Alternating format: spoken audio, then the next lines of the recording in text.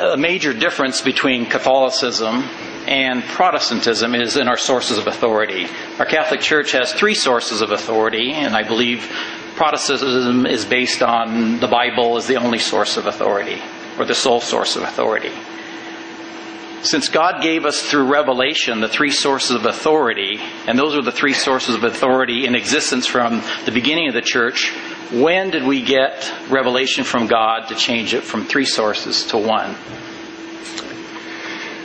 The sources that I understand the Scriptures to bring down to us are the Scriptures and the Apostles' teaching. I don't believe the Scriptures teach that the Apostles had something like an office to pass down.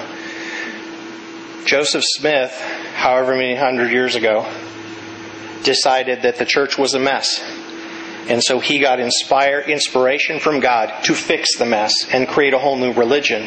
He created all the offices. He created all the various leadership structures and came up with brand new inspired works. Anytime somebody comes between you as a believer and the Apostles' teaching as revealed in the Scriptures, you run the risk that as they filter the Scriptures through themselves to you, they're fuzzing it up a little bit.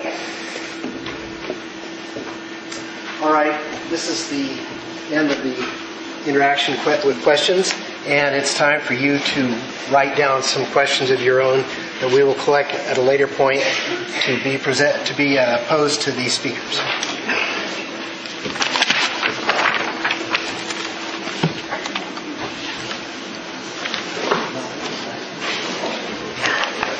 These will be on the back table. Do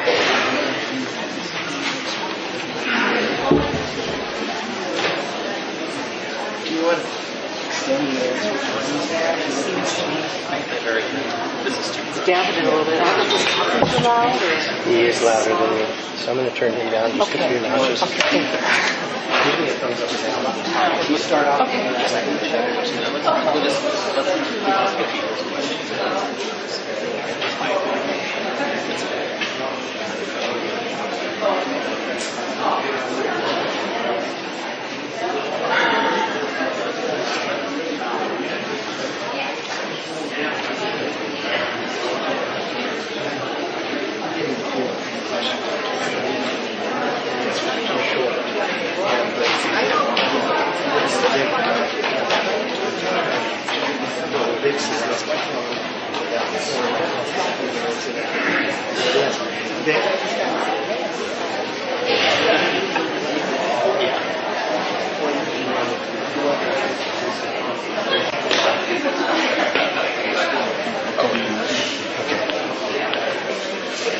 You don't have to finish all your questions now. You're going to get another period of question writing time after the second question, and you can extend things then.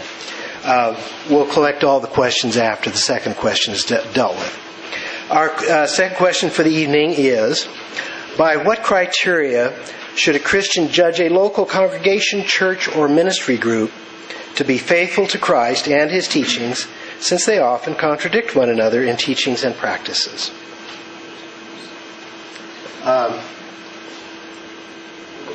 think I'm going to let Vic go first this time, since Doug went first last time. Okay. Well, I think all Christians agree that we must submit to the authority of Christ. But the question to ask is, what church does that authority fully exist in the world today? What should I be looking for in a church I wish to attend is an essential question each Christian needs to answer. But this can be a hard decision because of all the options available. Has anyone ever looked in the yellow pages under churches? I looked in Klamath Falls and there are 46 different church groups. There's a lot of options out there. So what criteria should you use in selecting a church? I remember several years sitting around a table with a group of Christians who were asked, why do you attend a particular church? And I'll never forget the answers. There's great music. There's uplifting sermons. There's great youth ministries. It felt like family here. We have great potlucks. There's a wonderful children's choir here. Dynamic speakers. Lots of Bible study groups. It happened I was the last person on that table, and I answered that question then as I'll answer it today. All of those components are good, but they should not be the main reason in selecting a church. How about letting the Bible answer it for us? In John chapter 8, verse 32, it says, "The truth will set you free." Shouldn't the main reason for selecting a church is that it teaches the fullness of the truth? What difference does it make if a church has all these wonderful activities, but it doesn't teach the fullness of the truth? So the goal in finding a church is to find a church that teaches the fullness of the truth. Period. So how can you find a church? I would like to add what I already mentioned as far as the church having sources of authority. And what I thought I'd do here is go to the Bible and let the Bible tell us what were characteristics of that early church. So let's look at some components that Scripture tells us. We already talked about Jesus established a way for His message to be spread after His ascension. He selected apostles, and He gave those apostles apostolic succession so that that authority could be passed on. So first point, a church has to have apostolic succession so that the leaders of the church have Christ's authority. The apostles held an office, which meant it's an ongoing position. And we find out what that position was called in Scripture. After the apostles, that position was called bishop. The office of the apostle held was a bishop. And this is in Scripture.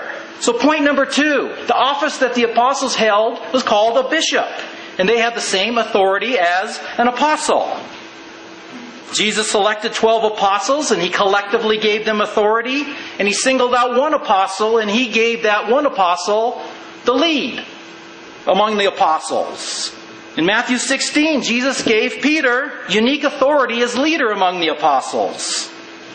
So point number 3, the church needs to have a leader among the apostles. As that early church began to grow, we find in Acts chapter 6 what those apostles did to free up some time so they could minister. They selected deacons in Acts chapter 6, and they ordained deacons by the laying of hands. So point 4, deacons were ordained to assist apostles.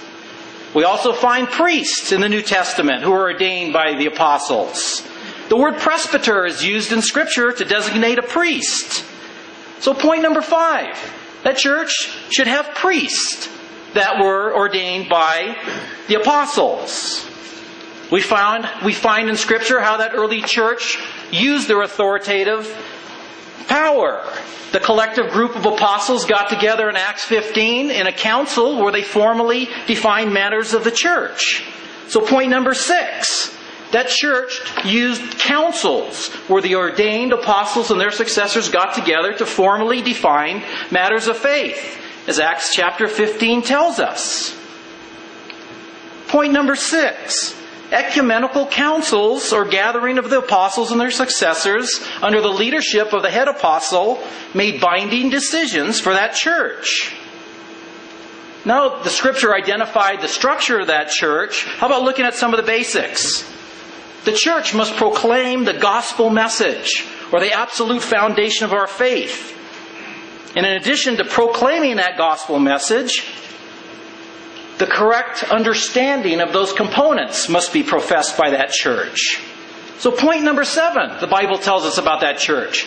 The gospel message of Jesus Christ must be proclaimed, and the correct understanding of those components must be taught.